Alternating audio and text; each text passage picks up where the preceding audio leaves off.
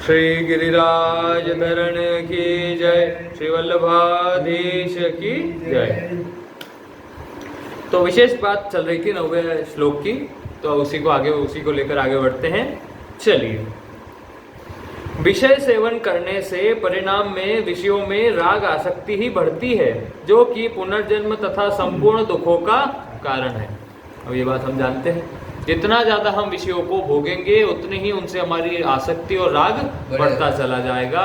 जितना ज्यादा आसक्ति बढ़ेगी उतना ही व्यक्ति संसार में फंसेगा और जन्म मृत्यु के चक्र में फंसता रहेगा, यानी पुनर्जन्म उसका होता रहेगा, उसको मुक्ति प्राप्त नहीं होगी। आगे, विषयों में वस्तुतः सुख है भी नहीं, केवल आरंभ में भ्रमवश सुख प्रतीत होता है। अगर विषयों में सुख होता तो जिनके पास में प्रचुर भोग सामग्री है, ऐसे बड़े बड़े धनी, भोगी और पदाधिकारी तो सुखी हो ही जाते। तो वो तो सुखी होते ना, पर इसमें है ही नहीं सुख। पर वो हमने तो क्या देखा है, वो और दुखी भी दिखते हैं। आदमी जितना बड़ा पैसे वाला धनी मानी, वो उतना ज्यादा दुखी दिखाई देता है, हमें उतना ज्यादा परेशानी में दिखाई देता है। उन्हीं को होती है सब, क्या बोलते हैं आजकल, स्ट्रेस, एंजाइटी, है ना। ये सब ये हम लोगों ने तो नहीं सुना कभी, मेरे दादाजी ने, आप लोगों ने के मुंह से तो नहीं सुना मुझे बड़ा स्ट्रेस होता है, मुझे एंजाइटी है, पर आजकल बड़ा चल रहा है ये। आगे, पर वास्तव में देखा जाए तो पता चलता है कि वे भी दुखी अशांत ही हैं।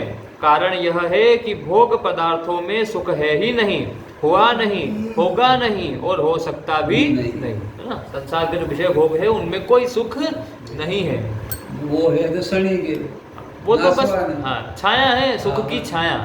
संसार में जो सुख प्रतीत भी हो रहा है वो सुख की छाया है, सुख नहीं है, क्योंकि सुख और आनंद सिर्फ और सिर्फ अध्यात्म में ही मिल सकता है, क्योंकि वो अविनाशी का सुख है। मैंने एक बार पहले बताया था कि अविनाशी को अविनाशी का ही सुख चाहिए। अविनाशी वो है, हम भी अविनाशी हैं, तो अविनाशी को अविनाशी का ही सुख चाहिए। हम अविनाशी होकर किसी विनाशी वस्तु से कैसे सुख भोग पाएंगे? नहीं भोग सकते। ऐसा सुख लेने की इच्छा से जो जो भोग भोगे गए, उन भोगों से धैर्य नष्ट हुआ, ध्यान नष्ट हुआ, रोग पैदा हुए, चिंता हुई, व्यग्रता हुई, पश्चाताप हुआ, बेइज्जती हुई, बल गया, धन गया, शांति गई एवं प्राय दुख, शोक, उद्वेग आए। इतनी सारी परेशानी आई सिर्फ और सिर्फ किस कारण से? सिर्फ और सिर्फ एक सुख भोगने की लालसा के कारण। फिर से दोहरा देता हूं, क्या क्या व्यक्ति का जो है उसका धैर्य नष्ट हुआ, उसका ध्यान नष्ट हुआ, रोग पैदा हुए, चिंता हुई, व्यग्रता हुई, पश्चाताप हुआ, बेइज्जती हुई, बल गया, धन गया, शांति गई एवं प्राय दुख, शोक, उद्वेग आए। ऐसा यह परिणाम विचारशील व्यक्ति के प्रत्यक्ष देखने में आता है। अब ये तो देखो, जिसके पास विवेक है उसको तो देखने में आएगा। आदमी अगर जैसे उसकी जिह्वा पर अगर कंट्रोल नहीं कर पा रहा, उल्टा सीधा खाएगा तो बीमार तो होगा और उसका बल जाएगा, शरीर बलशाली नहीं रहेगा और बीमार होगा, परेशानी आएगी। ज़्यादा शक्कर खा रहा है तो शुगर की प्रॉब्लम होगी, ज़्यादा मिर्च मसाले खा रहा है तो पेट की समस्याएं हो सकती है, अलग अलग प्रकार की। ज़्यादा घी तेल खा रहा है तो कोलेस्ट्रॉल। आजकल अतीत काम हरे कर दी तो बात ये है, कौन से भी काम अति बिगाड़े मति, वो वाली अतीत काम सब वर्जित। अति तो सब कुछ ही वर्जित है, अति बस एक चीज वर्जित नहीं, अति में क्या? भक्ति। वो जितनी करें उतनी कम, क्योंकि वो तो भगवान के ही है, तो उतना जो करो। भक्ति में कोई अति शब्द नहीं आता। बाकी हाँ, संसार की सभी वस्तुओं में तो अति शब्द आता कि भैया ये अति नहीं। राग भी अति गलत, ममता कुछ भी सब गलत ही है। ये तो अति क्या, ये तो थोड़ा भी नहीं करना है, बिल्कुल गलत है। और भगवान की तरफ जितना कर सको उतना करना है, तो ये अति शब्द ही हमारे किसी काम का नहीं रहेगा अगर इस अध्यात्म के क्षेत्र पर चल रहे हैं। क्योंकि संसार का तो जरा भी नहीं करना, तो अति का तो कोई तात्पर्य ही नहीं हुआ, क्योंकि जब थोड़ा भी नहीं करना तो अति कैसे कर सकते हैं। और भगवान के नाम पे भगवान का स्मरण चिंतन हर समय करना है, तो उसमें अति कैसे आएगा? क्योंकि हर समय ही वही करना है। भोजन ज्यादा खाने को तकलीफ ही तो संसार में हो गया ना, तो संसार में तो वही। हाँ, तो संसार में आ गया। संसार में तो कुछ ध्यान देना ही नहीं उस चीज, वो तो अति क्या, उस पर तो बिल्कुल भी नहीं ऐसे। वो तो बस जितना हमको इस शरीर का उदर पोषण करने के लिए जितना खाना आवश्यक है उतना ही खाना, बस, उससे ज्यादा नहीं। 2 रोटी भूखे 4 रोटी खाई लोग तो अजीर्ण वेच गया उधर हाँ। फिर वो काल में जो वेच दी। आगे, जिस प्रकार स्वप्न में जल पीने से प्यास नहीं मिटती, उसी प्रकार भोग पदार्थों से न तो शांति मिलती है और न जलन ही मिटती है। मनुष्य सोचता है कि इतना धन हो जाए, इतना संग्रह हो जाए, इतनी अमुक अमुक वस्तुएं प्राप्त हो जाए तो शांति मिल जाएगी, किंतु उतना हो जाने पर भी शांति नहीं मिलती। उल्टे वस्तुओं के मिलने से उनकी लालसा और बढ़ जाती है। जैसा भगवान ने दूसरे श्लोक में बताया है, दूसरे अध्याय में बताया है क्या, कि जब व्यक्ति के अंदर कामना उत्पन्न होती है, कामना अगर उत्पन्न हुई, अब अगर उसकी पूर्ति हो गई तो लालच बढ़ जाएगा, लोभ बढ़ जाएगा, और अगर नहीं हुई तो क्रोध बढ़ जाता है। इसका मतलब दोनों ही सूरतों में कामना अगर उत्पन्न हुई है तो व्यक्ति का पतन होगा ही होगा। क्योंकि अगर आपकी कामना की पूर्ति हो गई तो लोभ जागृत होगा, और अगर कामना की पूर्ति नहीं हुई तो क्रोध जागृत होगा। अरे मान लो मिल गया तो उसकी रक्षा के लिए भी तकलीफ पड़ेगी ना। हाँ, तो अगर लोग नहीं मिल गया तो वो फिर वनडे की रक्षा भी करनी पड़ेगी, कहीं चली जाए बड़ा दुख में। आयु तो भी दुख में हाँ, तो वही तो लोभ हुआ हाँ। कि अब लोभ, क्योंकि अब उसको बचा के रखना है बचा और के- बढ़ाना है, हाँ। ऐसा, तो यही बात है। तो ये लोभ जागृत हो जाता है, और नहीं हुआ तो क्रोध, और क्रोध से फिर क्या हो जाता है, व्यक्ति की बुद्धि भ्रमित हो जाती है, भ्रष्ट हो जाती है। ऐसे आगे,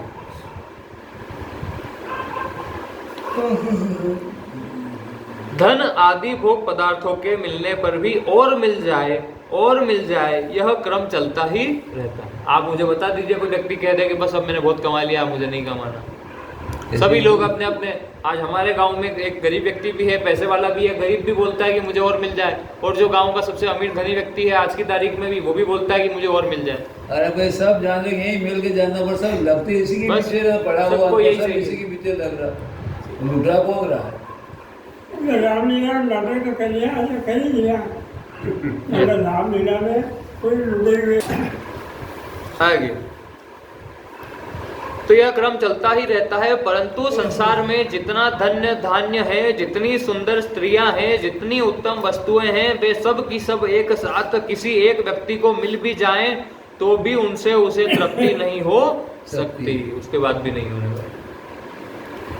इसका कारण यह है कि जीव अविनाशी परमात्मा का अंश तथा चेतन है, और भोग पदार्थ नाशवान प्रकृति के अंश तथा जड़ है। चेतन की भूख जड़ पदार्थों के द्वारा कैसे मिट सकती है। अभी जैसे थोड़ी देर पहले मैंने क्या बोला था कि अविनाशी को अविनाशी का ही सुख चाहिए, वही बात यहाँ पे बोलती है कि एक चेतन को जड़ से कैसे उसको तृप्ति होती नहीं हो सकती। अविनाशी को अविनाशी का ही सुख चाहिए, जो अभी बताया था वही बात आ गई कि अविनाशी का अंश, तो उसे जो सुख चाहिए, जो आनंद चाहिए, वो भी अविनाशी ही चाहिए, पर हम नाशवान पदार्थों से और सुख जो है उसको भोगने के लिए चल पड़ते, यही गलती हो रही है। संताप भी रहेगा। नदी का विश्राम समुद्र में, समुद्र में मिलेगी तो ही होगी, वो अपने को ही वही मिलना पड़े समुद्र में। चल, जैसे भूख है पेट में और हलवा बांधा जाए पीठ पर तो भूख कैसे मिट सकती है। प्यास लगने पर बढ़िया से बढ़िया गर्मा गर्म हलवा खाने पर भी प्यास नहीं मिट सकती। इसी प्रकार जीव को प्यास तो है चिन्मय परमात्मा की, पर वह उस प्यास को मिटाना चाहता है जड़ पदार्थों के द्वारा, जिससे तृप्ति होने की नहीं। तृप्ति तो दूर रही, ज्यों ज्यों वह जड़ पदार्थों को अपनाता है त्यों त्यों उसकी भूख भी बढ़ती जाती है। यह उसकी कितनी बड़ी भूल है। जितना संसार में उलझता जाएगा उतनी उसकी और भूख बढ़ती जाएगी, तृष्णा बढ़ती जाएगी, भूख वही तृष्णा बढ़ती जाएगी उसकी। साधक को चाहिए कि वह आज ही यह दृढ़ विचार यानी निश्चय कर ले कि मेरे को भोग बुद्धि से विषयों का सेवन करना ही नहीं है। उसका यह पक्का निर्णय हो जाए कि विषय सेवन न करने का, उसका यह पक्का निर्णय हो जाए कि संपूर्ण संसार मिलकर भी मेरे को तृप्त नहीं कर सकता। विषय सेवन न करने का दृढ़ विचार होने से इंद्रियां निर्विषय हो जाती है, और इंद्रियों के निर्विषय हो जाने से मन निर्विकल्प हो जाता है। मन के निर्विकल्प हो जाने से बुद्धि स्वतः सम हो जाती है, और बुद्धि के सम हो जाने से परमात्मा की प्राप्ति का स्वतः अनुभव हो जाता है। क्योंकि परमात्मा तो सदा प्राप्त ही है, विषयों में प्रवृत्ति होने के कारण ही उनकी प्राप्ति का अनुभव नहीं हो पाता। जैसा मैंने पहले भी बताया कि भगवान तो हमको प्राप्त ही है, वो तो हमारे अंदर ही विराजमान है, पर अभी दिखाई इसलिए नहीं दे रहे क्योंकि हम अभी परमात्मा दृष्टि, अध्यात्म दृष्टि या फिर भगवत भाव से देख नहीं रहे।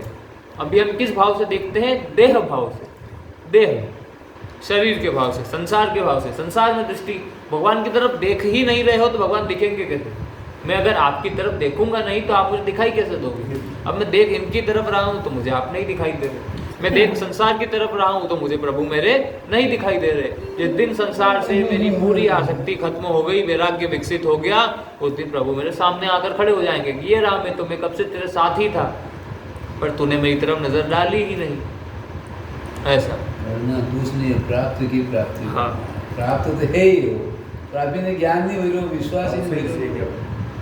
सुख भोग और संग्रह इन दो में जो आसक्त हो जाते हैं उनके लिए परमात्मा प्राप्ति तो दूर रही, वे परमात्मा की तरफ चलने का दृढ़ निश्चय भी नहीं कर पाते।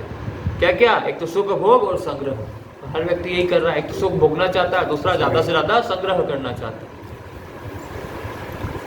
गोस्वामी श्री तुलसीदास जी महाराज श्री रामचरितमानस के अंत में प्रार्थना करते हैं, अंत में क्या? किमिहि नारी प्यारी जिमी, लोभी प्रिय जिमी दाम, तिमि रघुनाथ निरंतर, प्रिय लागहु मोहि राम, सियावर रामचंद्र शंकर हरि ओम, मंगल भवन मंगल हारी, उमा सहित जय जपत पुरारी। और इसका अर्थ क्या है? जैसे कामी को स्त्री यानी भोग और लोभी को धन संग्रह प्यारा लगता है, ऐसे ही रघुनाथ का रूप और राम नाम मुझे निरंतर प्यारा लगे। ऐसी प्रार्थना करें, ऐसे मुझे राम भी, ऐसे मुझे भगवान श्री राम का नाम प्यारा लगे। इतना ऐसी कामना कर रहे हैं। तात्पर्य यह है कि जैसे कामी स्त्री के रूप में आकृष्ट होता है, ऐसे ही मैं रघुनाथ के रूप में निरंतर आकृष्ट रहूं, और जैसे लोभी धन का संग्रह करता है, ऐसे ही मैं राम नाम का यानी जप के द्वारा निरंतर संग्रह करता रहूं। संसार का भोग और संग्रह निरंतर प्रिय नहीं लगता, यह नियम है, पर भगवान का रूप और नाम निरंतर प्रिय लगता है। संतों ने भी अपना अनुभव कहा है, चाक चाक सब छोड़िया, माया रस खारा हो, नाम सुधा रस पीजिए, छिन बारंबारा हो, लगे मोही राम प्यारा हो। परिशिष्ट भाव, विषयों का सेवन करने से स्वयं की गौणता हो जाती है और शरीर संसार की मुख्यता हो जाती है, इसलिए स्वयं भी जगत रूप हो जाता है। श्रवणेन्द्रिय से दो प्रकार का ज्ञान होता है, पहला अपरोक्ष शब्द का ज्ञान और दूसरा परोक्ष विषय का ज्ञान। इसलिए श्रवण की बहुत महिमा है। ज्ञान मार्ग और भक्ति मार्ग दोनों ही मार्गों में श्रवण का मुख्य स्थान है। ज्ञान मार्ग और भक्ति मार्ग, जब तक श्रवण नहीं करेंगे, सुनेंगे नहीं, तब तक भगवान का गुण, लीला, धाम, गायन कैसे कर पाएंगे? ज्ञान हो ही नहीं। हाँ। यद्यपि नेत्रों से शास्त्रों का अवलोकन अध्ययन करने से भी परोक्ष विषय का ज्ञान होता है, तथापि वास्तव में वह भी यानी शब्द का ही लिखित रूप होने से, जो नेत्रों से जो पढ़ भी रहे हैं वो शब्दों का लिखित रूप है। प्रकारांतर से शब्द की शक्ति ही है। शास्त्र ज्ञान भी जैसा गुरुमुख से श्रवण से होता है, वैसा पढ़ने से नहीं। शास्त्रों का ज्ञान जो गुरुमुख से होता है, गुरुमुख से, वो शास्त्रों, वो स्वयं ग्रंथों को पढ़ने से। शास्त्र तो वांचीला समझावो જોઈએ ને અબાર માં વાંચીલા માંગે બધું ના પાડ તું સમજે રહ્યો તો આ વાત અલગ ફરક પડે दिमाग में वो फोटो आई रहो है। हाँ वाद यार ये तो वांच लेते कर ले। વાંચીલા કે એમાં થોડી પડી ભણે જે મા બાપા 5 મિનિટ પત્તો પૂરો કરી દેતા वो લગડો એવો तो वैसा पढ़ने से नहीं, विद्या अध्ययन में भी पहले सुनने से ही बोध होता है, वरना व्यक्ति स्कूल कभी जाएगा ही नहीं, खुद से पढ़ लेगा। मतलब हाँ, पर पहले सुनने से ही बोध होता है। शब्द में अचिंत्य शक्ति है, जिसे श्रवण इंद्रियां ही ग्रहण कर सकती है, अन्य इंद्रियां नहीं। सिर्फ कानों से ही सुन सकते हो। भोगा न भुक्ता वयमेव भोगास्तपो न तत्त्वं वयमेव तत्ता, कालो न यातो वयमेव यातास्त्र तृष्णा, न जीर्णा वयमेव जीर्णा। हमने भोगों को नहीं भोगा, भोगों ने ही हमें भोग लिया। हमने तप नहीं किया, हम ही तप्त हो गए। काल व्यतीत नहीं हुआ, हम ही व्यतीत हो गए। तृष्णा जीर्ण नहीं हुई, हम ही जीर्ण हो गए। यानी तृष्णा खत्म नहीं हुई, हम ही। तृष्णा तो और बड़ी जाए बुढ़ापा में। अब श्रीमद् भागवत तो मनुस्मृति दोनों कहती है, न जातु कामः कामना मुपभोगे न शाम्यति हविष्या कृष्णत्मेव भूय एवार भी वर्धते। यानी कि भोग पदार्थों के उपभोग से कामना कभी शांत नहीं होती, प्रत्युत जैसे घी की आहुति डालने पर आग और भड़क उठती है, ऐसे ही भोग वासना भी भोगों के भोगने से प्रबल होती जाती है। यत् पृथ्व्यां बृहद्वयं हिरण्यं पशवः स्त्रिय एकस्यापि न पर्याप्तम तस्मात् तृष्णा परित्यज। ये महाभारत और विष्णु पुराण दोनों में आता है। इसी के साथ 9वां श्लोक पूर्ण होता है। 10वां श्लोक हम कल प्रारंभ करें। ओम शांति शांति शांति। श्री गिरिराज धरण की जय, श्री गोवर्धन नाथ की जय, श्री वल्लभाधीश की जय, परम दयाल श्री गुसाई जी की जय, श्री विठल नाथ जी की जय, श्याम सुंदर श्री यमुने महारानी की जय। जय जय श्री राधे को शरी के लोटा घी हो प्यारे।